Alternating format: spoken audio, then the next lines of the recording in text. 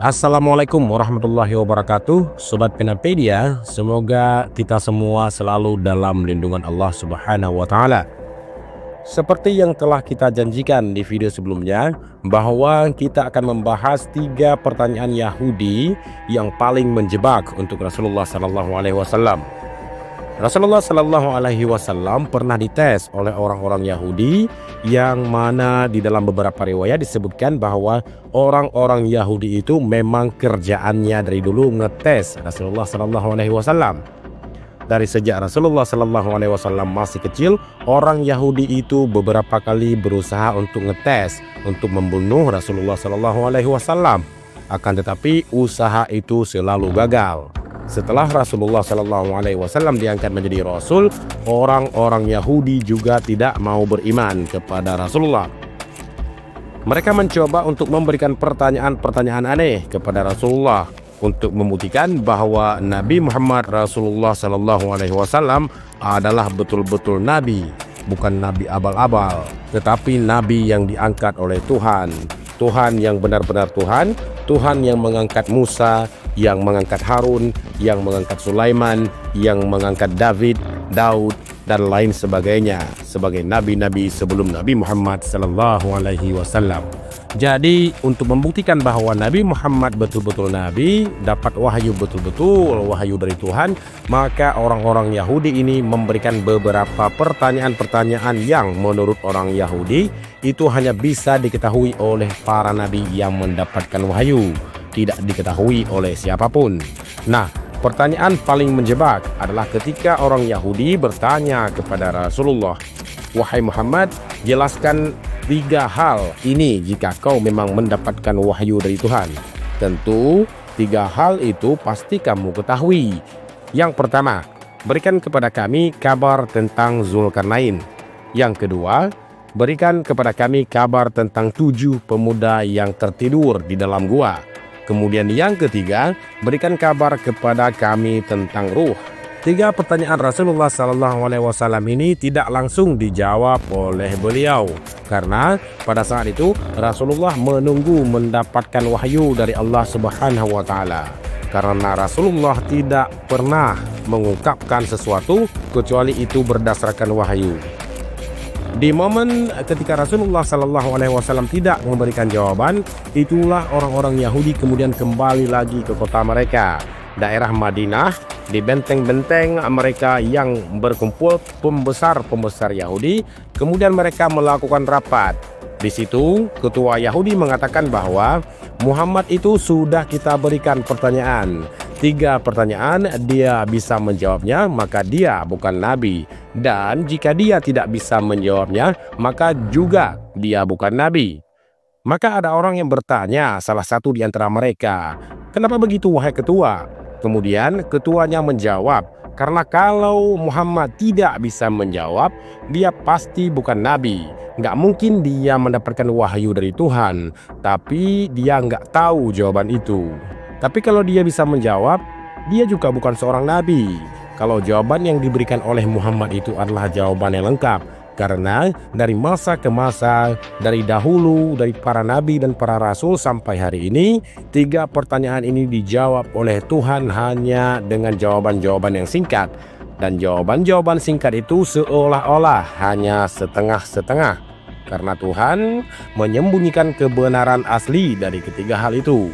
Maka kemudian setelah rapat Yahudi dilakukan, mereka pun menunggu jawaban dari Rasulullah SAW. Tetapi Rasulullah SAW tidak juga kunjung mendapatkan wahyu dari Allah Subhanahu wa Ta'ala. Kenapa demikian? Karena pada saat Rasulullah SAW didatangi oleh orang-orang Yahudi, ketika mereka meminta jawaban dari Rasulullah, Rasulullah mengatakan, "Tunggulah sebentar, wahai orang-orang Yahudi. Aku akan meminta wahyu kepada Tuhan. Besok aku akan memberikan jawaban." Ternyata besok Rasulullah itu pun belum mendapatkan jawaban dari Allah Subhanahu wa Ta'ala. Kenapa Rasulullah belum mendapatkan jawaban? Karena Rasulullah lupa mengucapkan kata insya Allah. Maka setelah beberapa hari Rasulullah menunggu wahyu, akhirnya wahyu itu pun turun. Tetapi bukan jawaban kepada Rasulullah tentang orang-orang Yahudi yang bertanya tadi. melainkan sebuah teguran dari Allah Subhanahu wa Ta'ala kepada Rasulullah. Kalau Rasulullah berjanji kapanpun itu kepada siapapun itu, hendaklah mengucapkan kata insya Allah, karena tidak ada yang tahu siapapun di antara kita di dunia ini hari ini, hari esok akan terjadi apa. Sehingga bisa saja besok itu janji yang sudah kita lakukan tidak tertepati. Tapi kalau kita mengucapkan kata insya Allah, meskipun janji itu tidak tertepati, maka kita sudah membuat perjanjian dengan Allah Subhanahu wa Ta'ala sebagai perantaranya, sehingga kita tidak berdosa ketika janji itu tidak tertepati. Karena satu masalah yang membuat janji itu tidak terlaksana. Nah, Sobat Penapedia, setelah Allah menegur Rasulullah SAW, baru Allah memberikan jawaban kepada Rasulullah tentang ketiga hal itu. Pertama, tentang Zulkarnain, maka Allah sebutkan Zulkarnain itu ada di dalam surat Al-Kahfi dan kisahnya tidak lengkap. Sesuai dengan permintaan orang Yahudi, kalau kisah Zulkarnain itu lengkap, disebutkan siapa namanya, di mana dia tinggal, dan di mana pekerjaannya, seberapa banyak pasukannya, sehebat apa teknologinya, justru Rasulullah bukan Nabi. Maka kisah Zulkarnain itu tidak lengkap. Kemudian kita juga mendapati kisah Ashabul Kahfi. Meskipun orang-orang Yahudi meminta kepada Rasulullah untuk menjelaskan kepada mereka tentang 7 orang yang tidur di dalam gua, tetapi di dalam wahyu Allah Subhanahu wa Ta'ala yang turun kepada Rasulullah di dalam surat Al-Kahfi menjelaskan bahwa jumlah mereka itu tidak ada yang tahu. Ada yang mengatakan bahwa jumlah mereka itu 3, yang keempat adalah anjingnya. Ada yang mengatakan bahwa jumlah mereka itu 5, keenam itu adalah anjingnya. Ada pula yang mengatakan jumlah mereka 7 dan yang ke-8 adalah anjingnya. Kalau orang-orang Yahudi tadi awalnya mengatakan jumlahnya 7, maka Allah Subhanahu wa Ta'ala justru membantahnya bahwa sebagian orang mengatakan 3, sebagian orang mengatakan 5, sebagian orang lagi mengatakan 7, yang ke-8 adalah anjingnya. Justru Allah membuat jawaban dari orang-orang Yahudi tadi.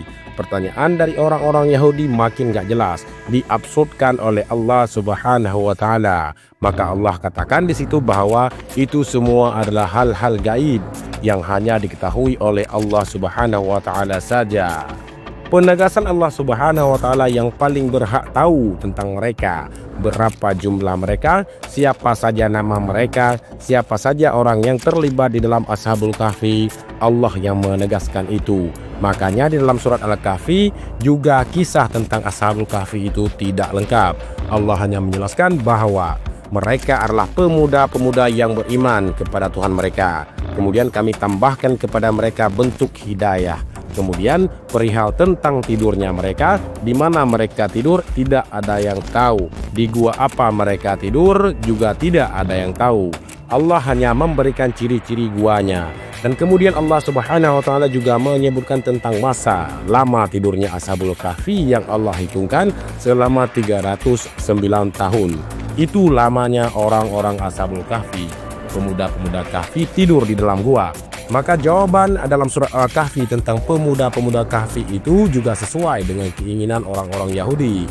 Rasulullah kemudian memberikan jawaban tentang Ashabul Kahfi, tetapi jawabannya juga tidak lengkap. Siapa Ashabul Kahfi, siapa nama orangnya, siapa nama anjingnya, di mana dia tidurnya, itu tidak sama sekali diberikan jawaban oleh Allah Subhanahu wa Ta'ala.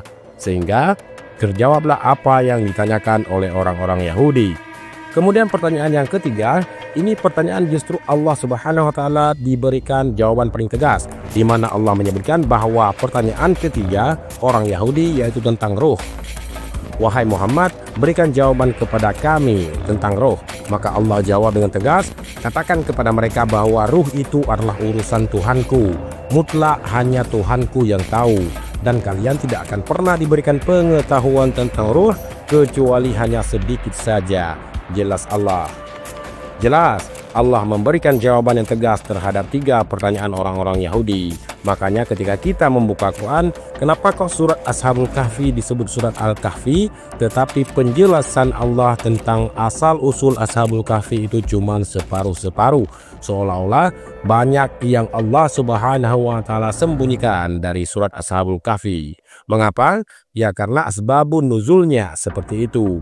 Itu memang keinginan dari orang-orang Yahudi yang menunjukkan bahwa Memang kalau wahyu Tuhan, justru Ashabul Kahfi ini ceritanya tidak lengkap. Kalau lengkap justru bukan wahyu dari Tuhan, melainkan ngarang-ngarang, melainkan itu hanya asatir.